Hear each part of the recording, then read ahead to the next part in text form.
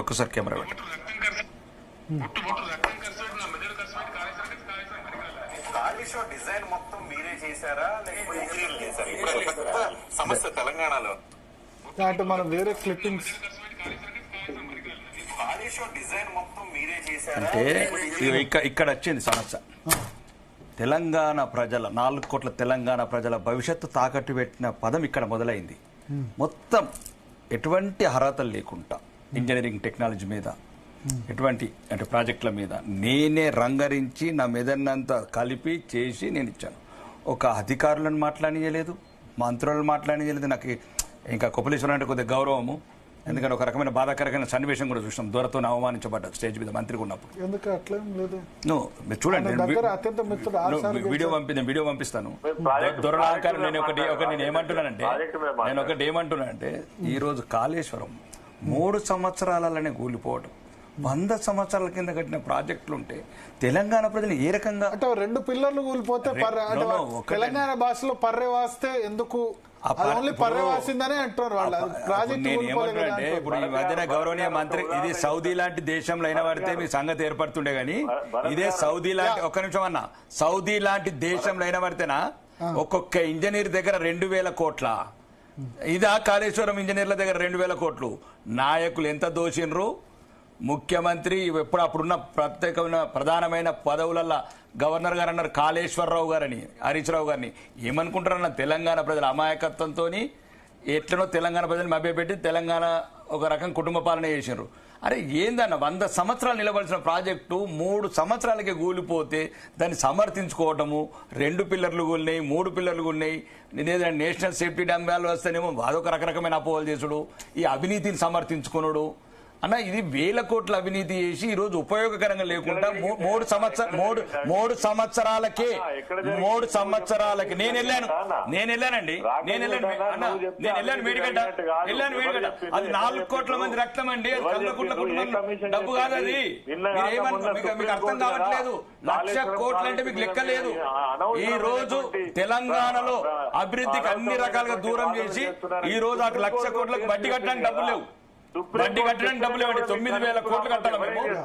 ఒకటి ఈ కాళేశ్వరం లేకున్నా 1,53,00,000 టన్నులు తెలంగాణ రైతం పండించింది. ఈ రోజు దేనికి బల పరీక్షణ ఏమన్నా టీసీ కోచ్ గారి కమిటీ అంత గౌరవం లేకుండా ఎందుకండి బల ప్రదర్శన? ఎంతమంది లేరు మాజీ ముఖ్యమంత్రులు కూడా జైలేసారు ఈ దేశంలో. ఎందుకు ఈ రకంగా బల ప్రదర్శనలు చేయటము, బల ప్రదర్శన చేసుకుంటా చేయటము? మీరు కాళేశ్వరం కావాల్సింది ఏమైతే టెక్నికల్ ప్రాబ్లమ్స్ ఏ రకంగా ఎక్కడెక్కడ తప్పుడు విధానాలు అమలు చేశారు అవి కమిషన్ కి చెప్పండి. మీరే కదా కట్టింది, మీరే కదా డిజైన్ చేసింది, ఏ రకంగా డిజైన్ చేశారు? మేము వీడియోలు పెడతాము. ఈ రోజు మీరు చెప్తున్నది కాదన్నా, ఈ రోజు మీరు చెప్తున్నది కాదు. మీరు అధికారంలో ఉన్నప్పుడు ఏమేమి చెప్పిర్రో వీడియోలన్నీ పీసీ కోచ్ గారి దగ్గర ఉన్నాయి. మీరు ఎన్ని రకాలుగా తప్పుడు విధానాలు చేసిర్రు, ఎన్ని రకాలుగా నాసి రకం కట్టడాలు, 1000 కాంట్రాక్టుల అవినీతి, 1000 కోట్ల కుంభకోణం, దీని వల్లనే నాసి రకమైంది ప్రాజెక్టు. మీరు ఈ నాణ్యత లేక ఒక నాణ్యతను కడితే ఈ రోజు ప్రాజెక్టుకి గతెచ్చేది కాదు. అడ్డంగా అవినీతి చేశారు కాబట్టి ఈ ప్రాజెక్ట్ కూలిపోయే దశలు ఉంది. రాజకీయాలు పక్కన పెట్టండి అన్న, రాజకీయాలు పక్కన పెట్టండి. రాజకీయాలు ఇల్లు ఉంటే రేపు పోతాయి. మీరు సీనియర్ శాసనసభ్యులు, మీరు సీనియర్ నాయకులు. మొన్న ఒక లెటర్ రాసిండ్రు, ఆ విషయాన్ని మీరు నేనేమంటున్నానంటే ఇది రాజకీయాలకు అతీతమైన సబ్జెక్టు. తెలంగాణ ప్రజల భవిష్యత్తుకు సంబంధించిన ఎవరు కడతారన్న 1000 కోట్ల డబ్బు, 1000 కోట్లు రంగనాయక సాగరు, నల్లగోదావరి ఇవన్నీ కట్టుకొని మీ సిద్దిపేట జిల్లాలో మీ ప్రాంతానికి చేసుకోవడానికి ఏం మాట బరాబర్ మాట్లాడతాం. తెలంగాణ ప్రజల వైపు నిలబడతాం, తెలంగాణ ప్రజల వైపు నిలబడతాం. ఈ అవినీతికి మీరు సమర్థించుకోండి అన్న. మేము ఒకటి చెప్తున్నాం, రాకేష్ గారు ప్రాజెక్టు మీద ఒక్క నిమిషం. ఇప్పుడు ఆయన అడుగుతుంది ఏంటంటే అవినీతి అంటారు కదా, ఎక్కడ ప్రూవ్ అయింది అవినీతి అన్నది? ఇప్పుడు మీరు కేంద్రంలో మీరు అధికారంలో ఉన్నారు 11 సంవత్సరాలుగా.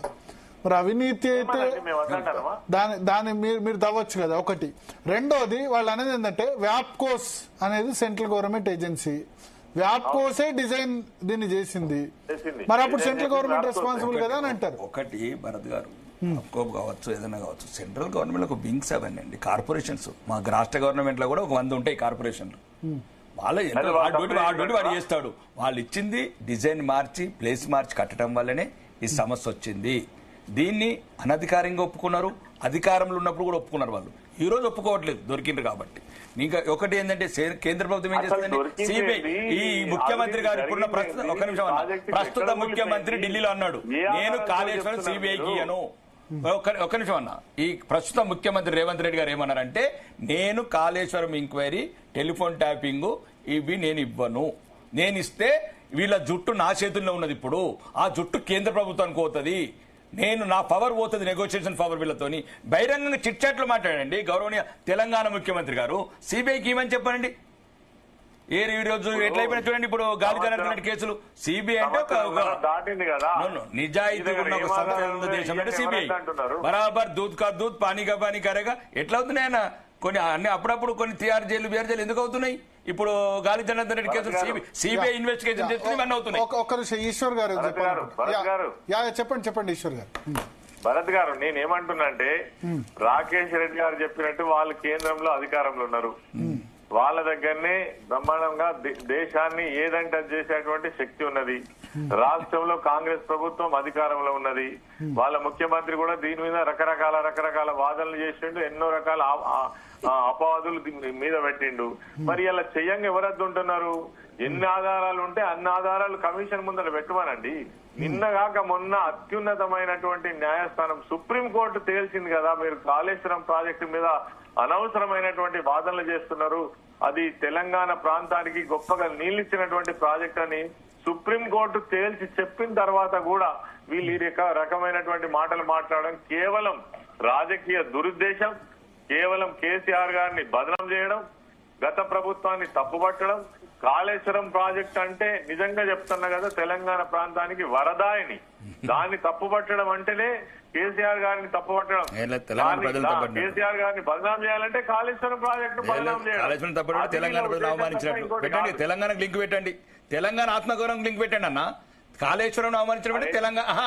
ఇప్పుడు ఏదన్నా ఈ కుటుంబం లేని అన్నమనుకో అట్లా కాదన్నా, తెలంగాణ ఆత్మగౌరవానికి ఇబ్బంది అని చెప్పండి. కాళేశ్వరం మీద ఈ విచారణ అంటే తెలంగాణ ప్రజల ఆత్మగౌరవం. కాళేశ్వరం విషయంగా అసెంబ్లీలో బ్రహ్మాండంగా చర్చ జరిగింది.